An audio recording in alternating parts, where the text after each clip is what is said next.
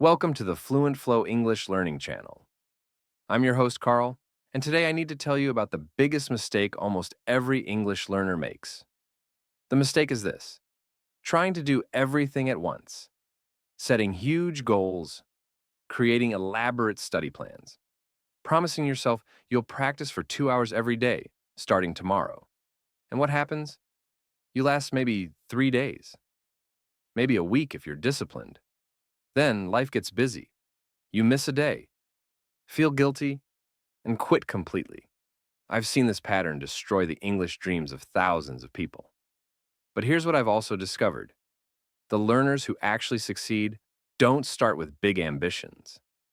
They start ridiculously small, so small that it seems like it couldn't possibly make a difference. But those tiny actions, done every single day without fail, create transformations that ambitious study plans never achieve. Today, I'm going to show you exactly how to start small and speak big. 5 daily practices that take less than 10 minutes combined, but will build speaking confidence faster than anything else you've tried. If you've ever started strong and fizzled out, if you're tired of breaking promises to yourself, this video is going to give you a system that actually sticks. Let's dive in. Before I share these practices, let me tell you about Rachel. 2 years ago, Rachel contacted me completely defeated. She said, "Carl, I've tried everything. I bought expensive courses that I never finished. I downloaded apps that I used for 3 days. I made elaborate study schedules that I abandoned after a week. I'm starting to think I just don't have the discipline for this." I said, "Rachel, your problem isn't discipline. It's that you're trying to run before you can walk. What if we started so small that failure was literally impossible?" She looked confused. "What do you mean, so small?" I said, "What if I asked you to speak just one English sentence out loud every morning?" "That's it. One sentence. Takes 5 seconds. Can you do that?" She laughed. "One sentence? That's nothing. That won't help." I said, "Try it for 7 days. Just one sentence every morning. If after 7 days you haven't done it every single day, then we'll know it's not about discipline." Rachel agreed, mostly because it seemed too easy to fail. 7 days later, she'd done it all 7 days. She sent me a message. "Carl, I did it. All 7 days. I can't believe how easy it was." And something weird happened. By day 5, I started saying more than one sentence without even planning to. That's when Rachel discovered the truth about habits. They need to be easy to start, but once started, they naturally grow. 1 year later, Rachel was having full English conversations confidently. She'd built up from one sentence to 5 minutes of daily practice, but she'd done it gradually, sustainably, without ever overwhelming herself. Let me show you Rachel's exact progression, starting with 5 tiny practices. Tiny practice number 1, the wake-up sentence. This is where Rachel started, and it's where I want you to start too. Every single morning, the moment you open your eyes before you check your phone or get out of bed, say one complete sentence in English out loud. Not in your head.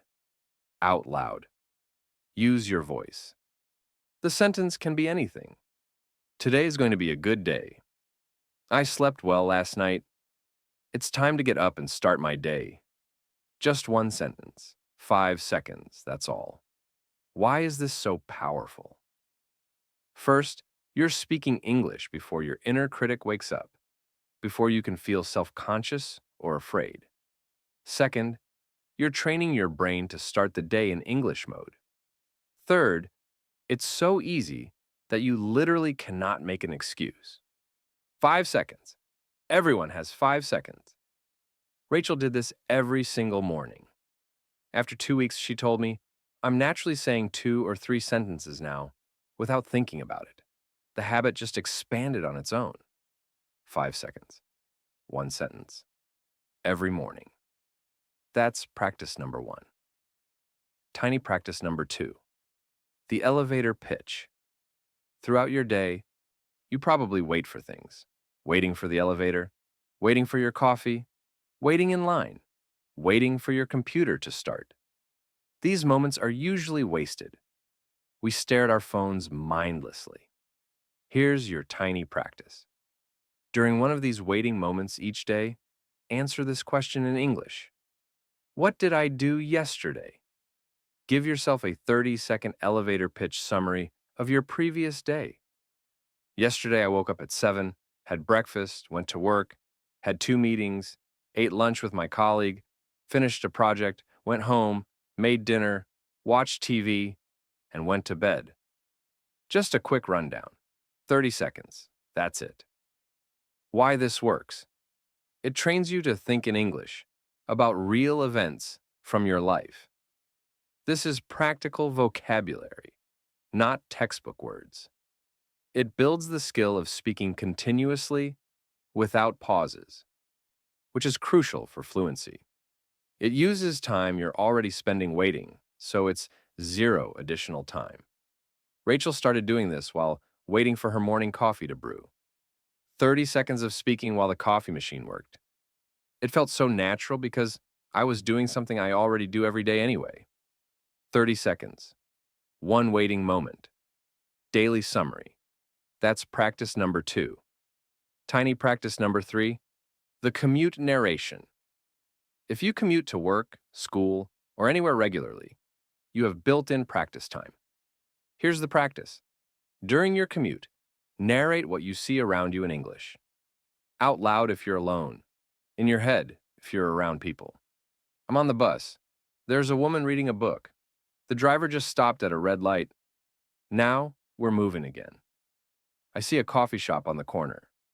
People are waiting at the bus stop. Just describing your environment like a narrator in a movie. Why is this powerful? You're building descriptive vocabulary, words for everyday objects and actions. You're practicing forming sentences quickly and naturally without preparation. You're turning boring commute time into active English practice.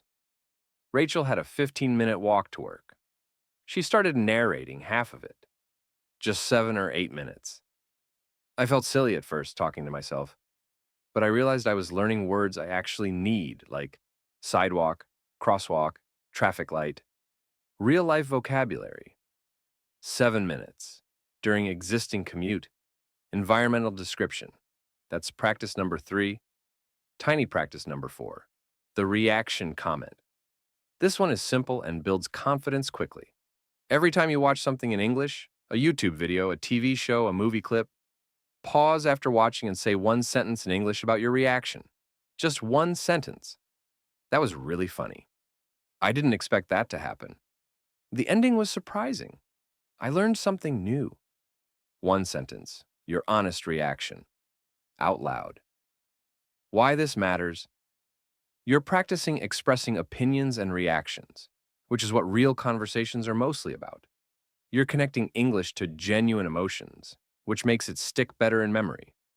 You're building the habit of responding immediately in English, which is essential for conversations. Rachel started doing this with her evening Netflix habit. After each episode before moving to the next, she'd pause and say one sentence about what she just watched. It took 5 seconds but made me feel like I was actually using English, not just consuming it. 5 seconds. One reaction sentence. After any English content, that's practice number 4. Tiny practice number 5. The bedtime recap.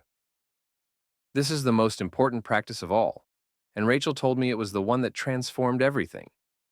Every night before going to sleep, record a 60-second voice message to yourself summarizing your day in English. Use your phone's voice memo or send yourself a WhatsApp message. Talk for 1 minute about anything. Today was busy. I had a lot of work. I talked to my friend Sarah at lunch. She told me about her vacation. After work, I went to the gym. I did 30 minutes on the treadmill. Now I'm tired and ready for sleep. Simple, honest, natural. Why is this the most powerful practice? First, speaking for a full minute builds real fluency. Your mouth learns to keep producing English without stopping. Second, you're creating a progress record. Save these recordings. After 30 days, Listen to your first recording and your 30th. The improvement will amaze you. Third, thinking through your day in English right before sleep helps your brain process and remember English better. Your brain works on what you think about before sleeping. Rachel recorded these voice notes every single night. After 1 month, she listened to her first recording versus her 30th. She told me, "I almost cried. I sounded so different, so much more confident and natural." Hearing that progress made me believe I could actually do this. 60 seconds. Every evening. Voice recorded, that's practice number 5. The small to big progression. Let's add up the time commitment. Wake up sentence, 5 seconds. Elevator. Pitch, 30 seconds commute. Narration, 7 minutes during existing commute. Reaction comment, 5 seconds bedtime. Recap, 60 seconds. Total new time added to your day, about 2 minutes. The commute narration doesn't count as new time because you're already commuting anyway. 2 minutes. That's it. But here's what Rachel discovered. These tiny practices naturally expanded. Week 1. She did exactly what I told her. 1 sentence in the morning. Week 2.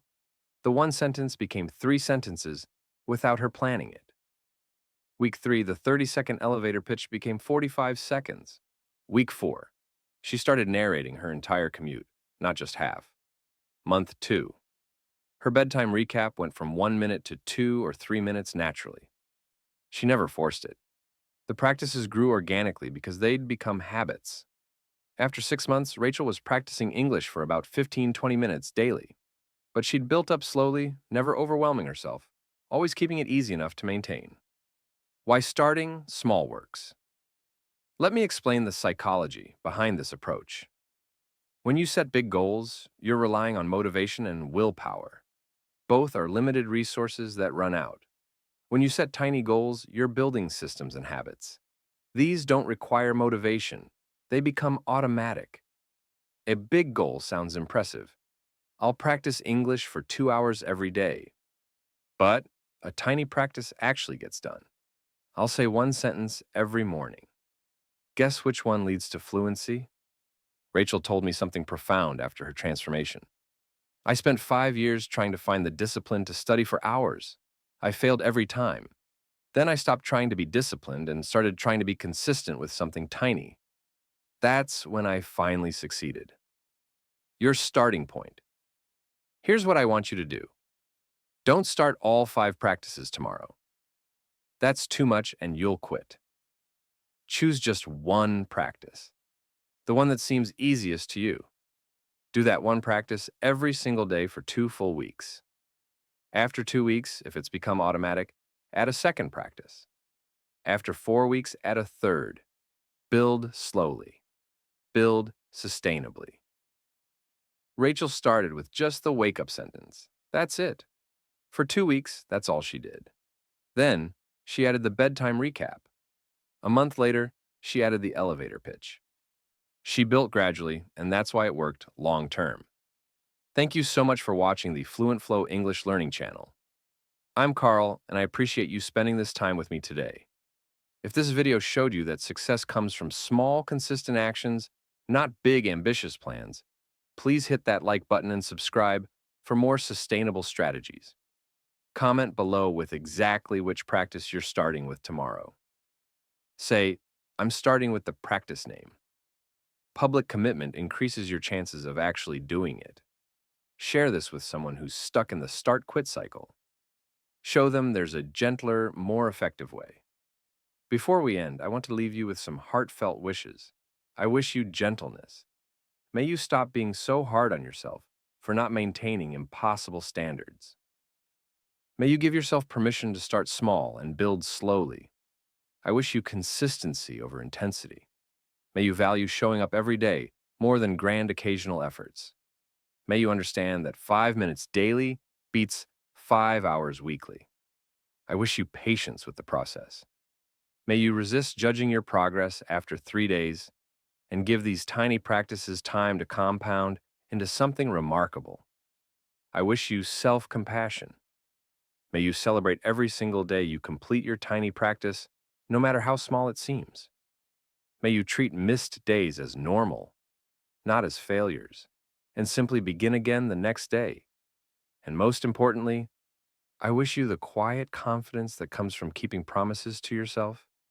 May you experience the deep satisfaction of saying, I'm going to do this tiny thing, and then actually doing it day after day, until one day you look back and realize you've transformed completely. You don't need to be perfect.